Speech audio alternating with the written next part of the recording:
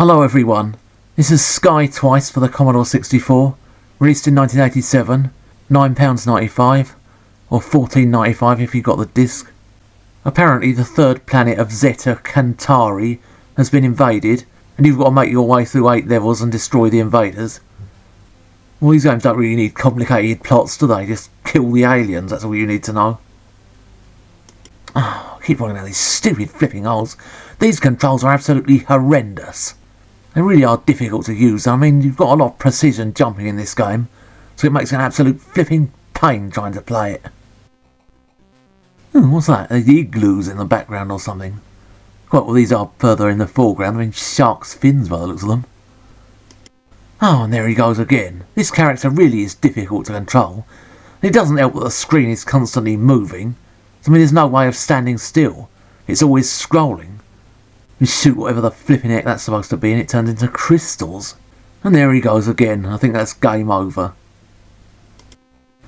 8 levels. I presume they all look different. Though how anyone's supposed to get anywhere with this, I don't know. Oh, off to a cracking good start there. The problem with this is, when you're jumping, the scrolling tends to interfere with the jump, making it flipping doubly hard. Because this character really is very hard to use. You know, you jump over that, you fall down another hole. An interesting thing I heard. Because telescopes are now really powerful, just ordinary people who have nothing to do with NASA or anything can use them to look at the moon. There are people saying there's some lights on the moon, these kind of things like reflective surfaces. There's supposed to be cities and stuff up there.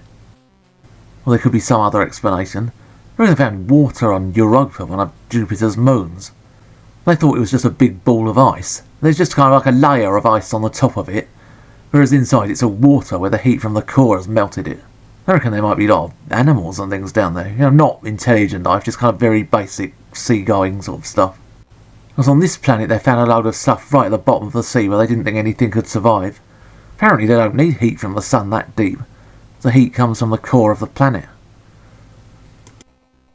There's real in-depth gameplay in this, I can tell you. Jump over the holes, shoot the aliens, that's about it. It just gets really repetitive. He's supposed to be a robot or something.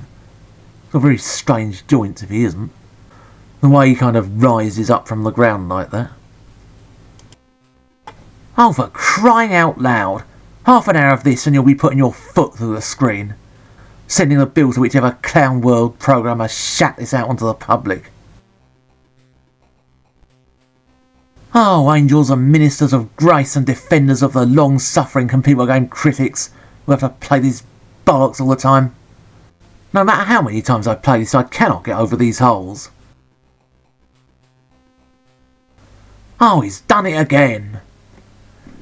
Quite often, because of this scrolling, you jump over them, and if you're too close to the right-hand side of the screen, you just kind of fall straight down as though you've hit an invisible wall.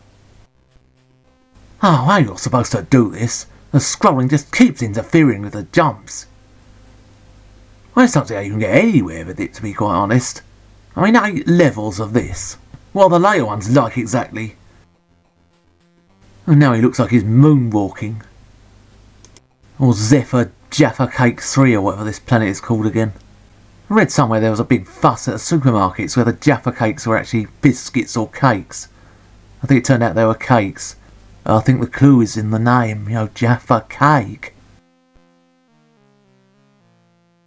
And what an absolute load of shite. This game is completely unplayable, it's shovelware.